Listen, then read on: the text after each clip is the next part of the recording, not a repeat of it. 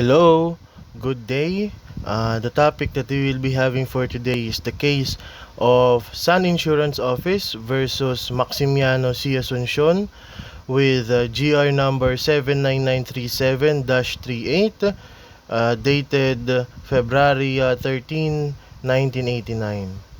And the facts of this case are the following. On 1984, petitioner Sun Insurance Office filed a complaint with Regional Trial Court of Makati of Metro Manila for the consignation of a premium refund on a fire insurance policy with a prayer for the judicial declaration of its nullity against private respondent Manuel Uipo Tiong. Private respondent was declared in default for failure to file the required answer within the reglementary period. On the other hand, private respondent filed a complaint in the Regional Trial Court of Quezon City for the refund of premiums and the issuance of a writ of preliminary attachment against the petitioner, the Sun Insurance Office. The complaint sought, among others, the payment of actual, compensatory, moral, exemplary, and liquidated damages, attorney's fees, expenses of litigation, and costs of the suit. Although the prayer in the complaint did not quantify the amount of damages sought, said amount may be inferred from the body of the complaint to be about 50 million pesos. Only the amount of 210 was paid by private respondent as a docket fee, which prompted petitioner's counsel to raise his objection. Said objection was disregarded by the respondent judge. It is Judge Castro who was then presiding over the said case. And the records of said case, which were under investigation for under assessment of docket fees, were raffled to the other judges in Quezon City to the exclusion of Judge Castro. In 1985, Judge Solano was temporarily assigned on that case and issued an order to the clerk of court instructing him to issue a certificate of assessment of the docket fee paid by private respondent and, in case of deficiency, include the same in said certificate. And after that, Judge Maximiano C. Asuncion was thereafter assigned and then issued a supplemental order requiring the parties in the case to comment on the clerk of court's letter report signifying her difficulty in complying with the resolution since the pleading filed by respondent did not indicate the exact amount sought to be recovered. Private respondent filed a compliance and a re-amended complaint stating therein a claim of not less than 10 million pesos as actual and compensatory damages in the prayer. In the body of the said second amended complaint, however, private respondent alleges actual and compensatory damages and attorney's fees in the amount of about 44,601,623 pesos and 70 cents. Judge Asuncion issued another order admitting the amended complaint.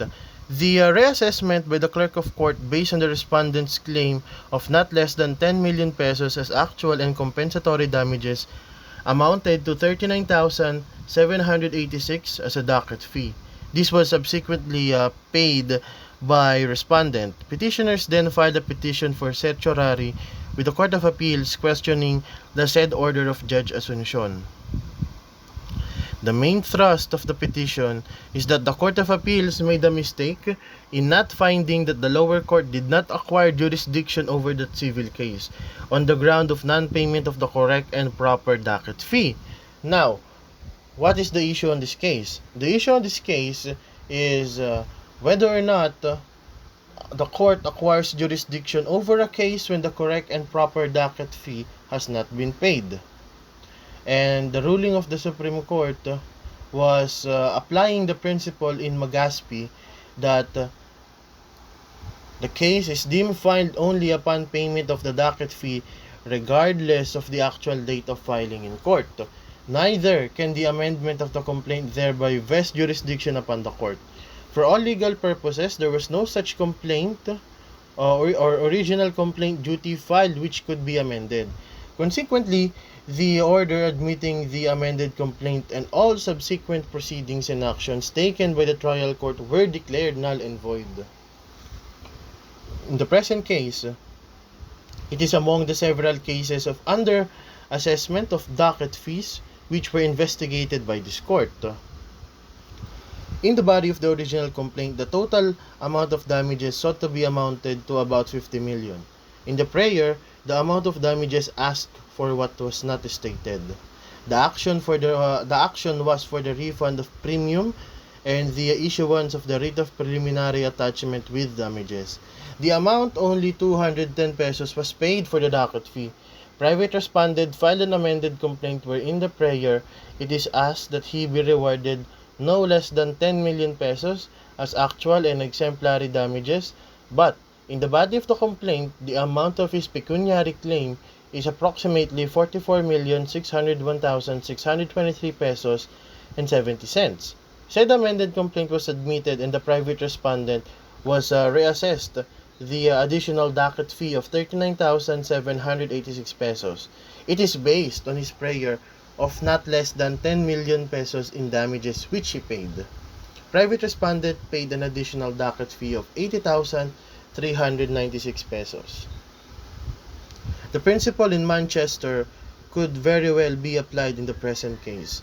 The pattern and the intent of defraud the government of the docket fee, it is obvious not only in the filing of the original complaint but also in the filing of the second amended complaint.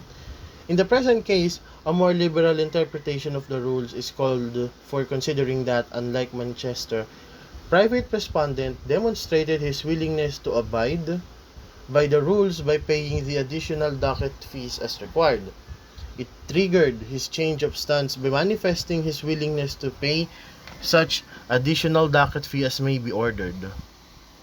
It is not simply the filing of the complaint or appropriate initiatory pleading, but the payment of the prescribed docket fee that vests a trial court with jurisdiction over the subject matter or nature of action.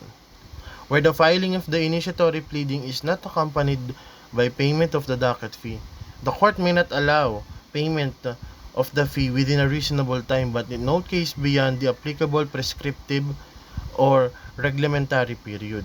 The same rules applies to permissive counterclaims, third-party claims, and similar pleadings which shall not be considered filed until and unless the filing fee prescribed therefore is paid. The court may also allow payment of said fee within a reasonable time but also in no case beyond its applicable prescriptive or reglementary period. Where the trial court acquires jurisdiction over a claim by filing the appropriate pleading and payment of the prescribed filing fee, but subsequently the judge awards a claim not specified in the pleading, or if specified has been left for determination by the court, the additional filing fee therefore shall constitute on the judgment. It is the responsibility of the clerk of court or his duly authorized deputy to enforce said assessment and the collection of the additional fee. On that said, the petition was dismissed.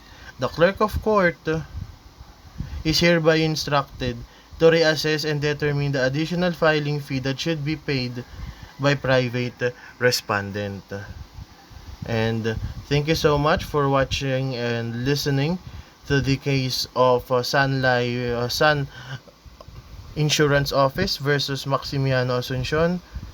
Thank you so much and be safe always. Goodbye.